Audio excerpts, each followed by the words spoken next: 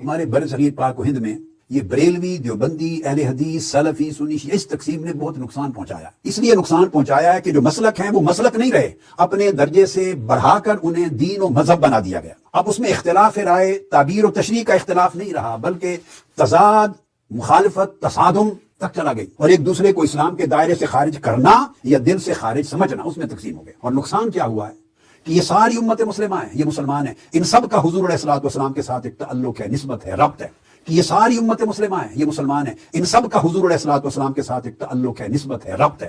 کہ یہ ساری امت مسلمہ ہیں، یہ مسلمان ہیں، ان سب کا حضور علیہ الصلوۃ والسلام کے ساتھ ایک تعلق ہے، نسبت ہے، ربط ہے. وہ جو آقا علیہ السلام کے ساتھ تعلق ہے اس کی کئی جہتیں، وہ ساری جہتیں ملیں تو رسول پاک صلی اللہ علیہ وآلہ وسلم کے ساتھ امت کی کا تعلق کامل ہوتا ہے. اس میں جہت محبت بھی ہے، اس میں جہت ادب اور تعظیم کی بھی ہے. دو، اس میں طاعت اور مطابعت کی بھی جہت ہے. اب طاعت اور مطابعت کے لیے حدیث و سنت و سیرت آ جاتی ہے، اس کی بھی جہت ہے. پھر ساتھ اس میں فکر آخرت ہے، دعوت حضور کے دین کی نصرت اور دعوت اور تبلیغ دین کی بھی جہت ہے. تفرقہ سے، فرقہ بندی سے نقصان کیا ہوا کہ یہ ساری جہتیں دراصل ایک ہی تعلق کے حصے تھے، جز تھے. جب مسلک، مذہب اور دین کی درجے پر چلے گئے تو کسی نے محبت اور ادب اور تعظیم کی جہت کو قابو کر لیا اور باقی جہت میں رفتہ رفتہ کمزور ہو گئے. کسی نے اطاعت اور مطابعت کی جہت پر فوکس کر لیا، باقی جہتیں کمزور ہو گئیں. کسی نے حدیث اور سنت پہ فوکس کر لیا، باقی جہتوں پر توجہ نہ رہی. کسی نے فکر آخرت اور دعوت اور تبلیغ پہ توجہ کر لیا، نصرت پر، نصرت دین، باقی جہتیں نہ رہیں. اس کا مطلب یہ نہیں ہے کہ ایک امر کو حسب ترجیح دینے والے دوسرے کا منکر ہے. منکر کوئی بھی کسی دوسری جہت کا نہیں ہے، مگر جب آپ ایک پر فوکس کر دیتے ہیں تو دوسرا ایسپیکٹ، کئی جہتیں آؤٹ آف فوکس ہو جاتی، ان کی اہمیت عملاً کم ہوتی چلی جاتی، ان کا مزاج اور ان کا ذوق کم ہوتا چلا جاتا. اس طرح پورا تعلق بے رسول ٹکڑوں میں بٹ گیا اور دین چھوٹی چھوٹی ٹکڑوں میں بٹ گیا. اگر یہ تفرقہ نہ ہوتا اور مل بیٹھتے ایک دوسرے سے تو ہر ایک کے پاس کچھ اچھائی ہے. جن کے پاس محبت اور ادب اور تعظیم کا فوکس ہے، کتنی بڑی اچھائی ہے، ایمان کی اصل ہے. جس کے پاس اطاعت اور مطابعت کا فوکس ہے، کتنی بڑی بات، ایمان کا کمال ہے. جس کے پاس فکر آخرت ہے، دین کی دعوت ہے، نصرت ہے، یہ آقا علیہ السلام کے پورے مشن کا حصہ ہے. جس کے پاس سنت اور حدیث کا فوکس ہے، وہ آقا علیہ السلام کی تعلیم کا ذخیرہ ہے. فوکس جدا جدا ہو گئے تو ہر کوئی ڈی فوکس ہو گیا. اگر مل بیٹھتے تو ہر کوئی ایک دوسرے سے کچھ خیر لیتا اور کچھ اپنی کمی کو دوسرے سے سیکھ کے کم کرتا، اور یہ والا دوسرے سے کچھ خیر لے کے اپنی کمی کو کم کرتا. ہر کوئی ایک دوسرے سے انٹریکشن کے نتیجے میں لیتا. سلف صالحین ایسا ہی کیا کرتے تھے، مگر یہ طرز عمل ختم.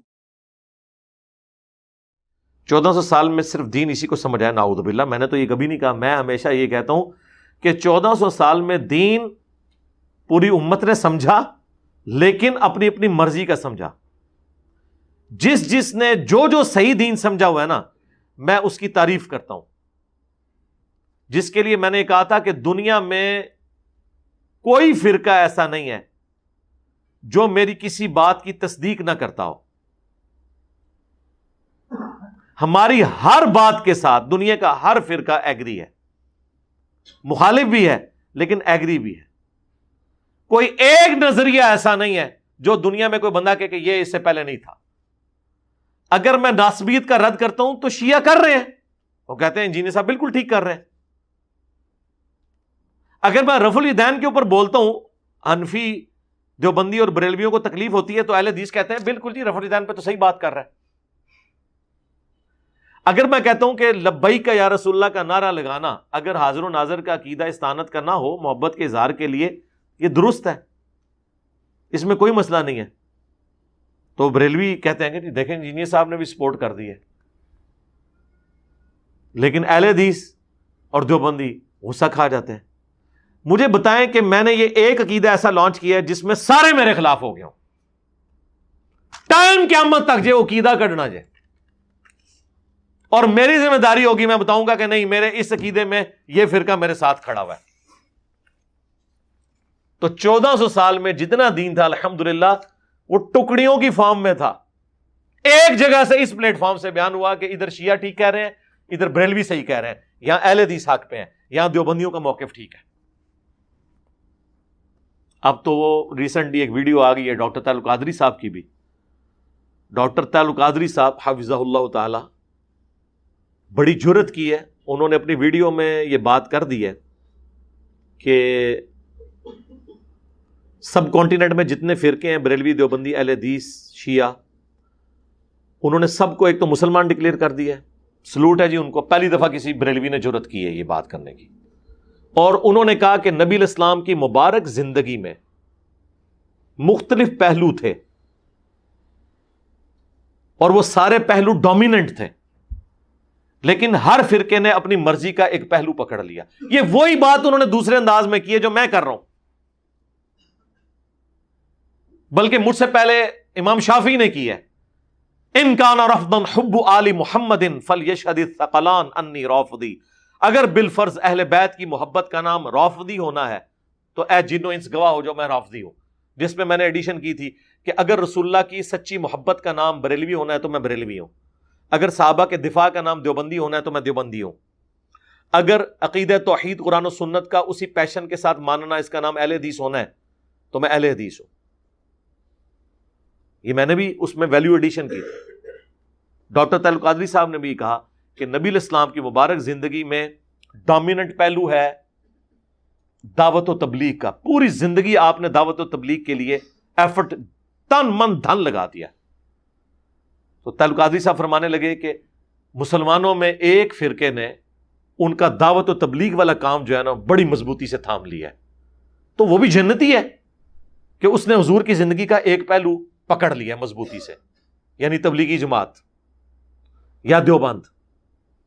یہ کون کہہ رہا ہے؟ ڈاکٹر طاہر القادری صاحب. اور انہوں نے کیٹاگوریکلی کہا ہے کہ میں سب کانٹیننٹ کے سارے فرقوں کو مسلمان اور جنتی مانتا ہوں. پھر انہوں نے کہا کہ نبی الاسلام کی مبارک زندگی میں ایک پہلو ہے صحابہ کی آپ سے عقیدت کا، عشق کے اظہار کا، تو یہ ایک فرقے نے بہت ڈومیننٹ پکڑ لیا یعنی بریلویوں نے. پھر انہوں نے کہا نبی الاسلام کی مبارک زندگی میں ایک پہلو ہے توحید کو اسٹیبلش کرنے کا، اور نبی الاسلام کی مبارک زندگی میں آپ کے جو طریقوں پر عمل کرنے کے لیے دیکھنا کہ اس کے لیے حدیث صحیح ہے یا ضعیف ہے، اور بڑا کرٹیکلی اسے دیکھنا، اور اس کے بعد آپ کی اطاعت والا جو پہلو ہے، آپ کو فالو کرنے والا جو پہلو ہے، اس کے اوپر ایمفسائز کرنا. اب ظاہر ہے کہ وہ اس کے بعد اہل حدیث بول ہی نہیں سکتے تھے، وہ اشارتاً بات کر رہے تھے، کوٹ کھانی سی انہوں نے بریلویوں کو. تو انہوں نے کہا کہ اس حوالے سے ایک طبقہ اس کو لے کے چل رہا ہے، ایک طبقہ اہل البیت کی محبت کو لے کے چل رہا ہے. تو انہوں نے کہا افسوس، اس پہ انہوں نے افسوس کا اظہار کیا کہ سارے فرقوں نے اپنی اپنی چیزیں ملی ہوئی ہیں، حالانکہ یہ ساری چیزیں ایک جگہ جمع ہونی چاہیے.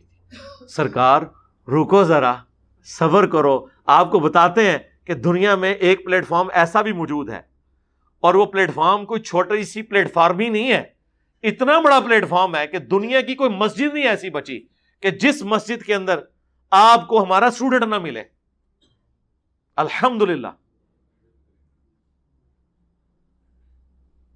جس نے اپنے خلاف سارے فرقوں کو کر کے صدیوں کے فرقے الٹ دیے ہیں صرف سچائی قرآن و سنت کی طاقت کی وجہ سے. اب میں آپ سے پوچھتا ہوں، کیا اہل البیت کا دفاع کبھی شیعہ نے بھی اس پیشن کے ساتھ کیا تھا جو ہم نے کیا ہے؟ کیا اہل حدیث نے اس طریقے سے پرانے اور نئے سارے بابوں کو للکارتے ہوئے بائی نیم، یہ تو ڈرتے تھے، نام بھی نہیں تھے لیتے، ایون پرانے بابوں کے ناموں کے ساتھ یہ رحمت اللہ علیہ بھی لکھتے تھے، حالانکہ نجی محفلوں میں کہتے تھے یہ سارے فراڈیے تھے. ہم نے کہا کہ بھائی رسول اللہ سے آگے کوئی نہیں ہے. ہاں، ہمارا امام وہ ہے جس کی قبر مدینے میں ہے. ہر شخص سے اختلاف ہو سکتا ہے سوائے رسول اللہ کے، جو امام مالک کا قول ہے، اور دنیا میں کوئی شخص ایسا نہیں ہے سوائے اس صاحب قبر صلی اللہ علیہ وآلہ وسلم کے کہ جس کی ہر بات مقبول ہو اور کوئی بات مردود نہ ہو. یہ تو ڈھکے چھپے الفاظ میں توحید بیان کرتے تھے. اور رئیس کثر محمد بن سلمان نے ان کی نکال دی. یہ درباروں پہ ناچنے والے لوگوں کے خلاف بولتے تھے. جب حرم میں، حرم کی سرزمین، ظاہر ہے وہ پوری سرزمین حرم ہی ہے ہمارے لیے، اس میں جب نچوائے گئے ہیں یہ سارے لوگ، تو ادھر ان کی توحید آ کے پنکچر ہوگی. کوئی ایک جملہ نہیں اس کے خلاف، الٹا دفاع کر رہے ہیں کہ جی حکمرانوں کی اطاعت کرنی چاہیے. ہماری جیسی توحید کسی نے بیان کی؟ جو ڈاکٹر طاہر القادری صاحب فرما رہے تھے اپنے کلپ کے اندر کہ کسی نے ایک پہلو کو زیادہ پکڑ لیا. سرکار آپ اس پلیٹ فارم پہ آئیں تو آپ کو پتا چلے گا کہ ہر پہلو کو سب سے زیادہ اس پلیٹ فارم نے پکڑا ہوا ہے. نہ ایسا اہل بیت کا کوئی دفاع کر رہا ہے، یہ پلیٹ فارم غدیر خم پہ کھڑا ہوا ہے، نہ اس طرح کی توحید کوئی بیان کر رہا ہے. اور سنت کی پیروی کا یہ عالم ہے کہ چھوٹی چھوٹی بات پہ بھی ہم قرآن و سنت کے ریفرنسز پیش کرتے ہیں. اس لیول تک جا کے بھی کہ اتنا حصہ بخاری میں ہے، باقی حصہ مسلم میں ہے، یا بخاری میں تعلیقاً آیا ہے، اس کی سند ابن ماجہ کے اندر موجود ہے۔ سنت اذکار کارڈ یہ لکھے ہیں۔ آپ تو سلاسل کے سلسلوں کے وظائف بتاتے رہے، ہم نے نبی علیہ السلام کے فرض نماز کے بعد سنت کارڈ، آخرت کا گرین کارڈ یہ، اور یہ آخرت کا بلو کارڈ۔ ویسے دنیا میں گرین کارڈ جو ہے وہ امریکہ کی نیشنلٹی، اور بلو کارڈ جو ہے ورک پرمٹ ہے یورپین یونین کا۔ صبح و شام کے اذکار، یہ بلو کارڈ، ایک ایک حدیث کا حوالہ لکھا ہوا ہے، ایک ایک چیز قرآن و سنت سے بتاتے ہیں۔ تو آپ نے وہ جتنے، اور تبلیغ کا پہلو آپ بات کرتے ہیں، سرکار بتائیں اس طرح کی تبلیغ کسی نے کبھی کی کہ لوگوں کے بنائے ہوئے بزرگوں، بابوں اور سو کالڈ اماموں، ان میں اماموں کا قصور نہیں کہہ رہا، ان کی کتابیں تو میں نے یہاں پہ سجائی ہوئی ہیں، ان کی جوتیوں کی خاک ہماری آنکھوں کا سرما، انہی کی تعلیمات ہم آگے لے کے چل رہے ہیں، لیکن رسول اللہ کے مقابلے پر نہیں ان کے ذاتی اقوال، بلکہ نبی علیہ السلام کے جو فرامین انہوں نے ہم تک پہنچائے ہیں۔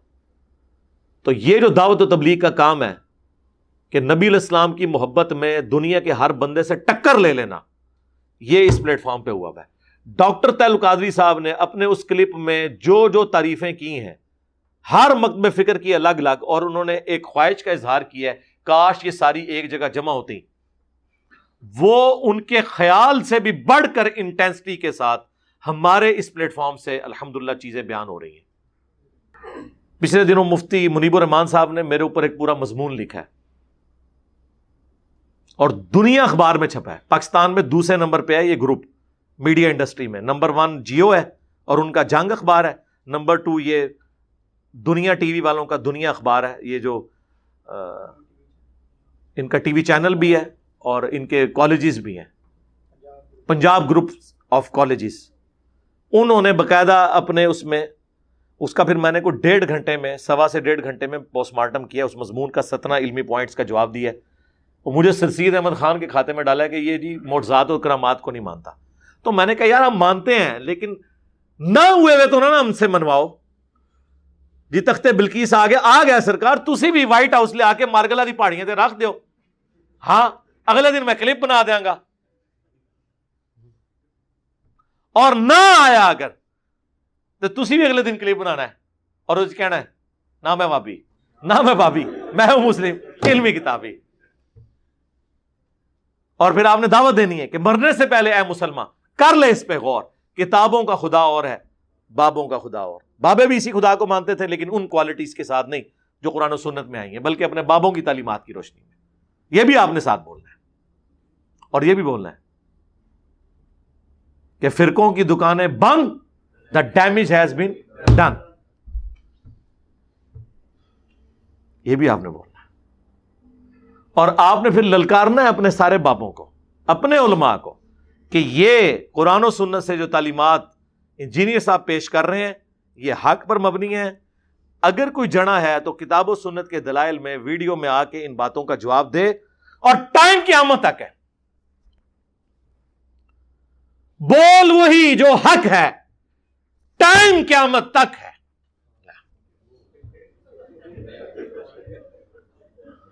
ٹھیک ہے، یہ مکمل ہو گیا، کو رہ گیا اور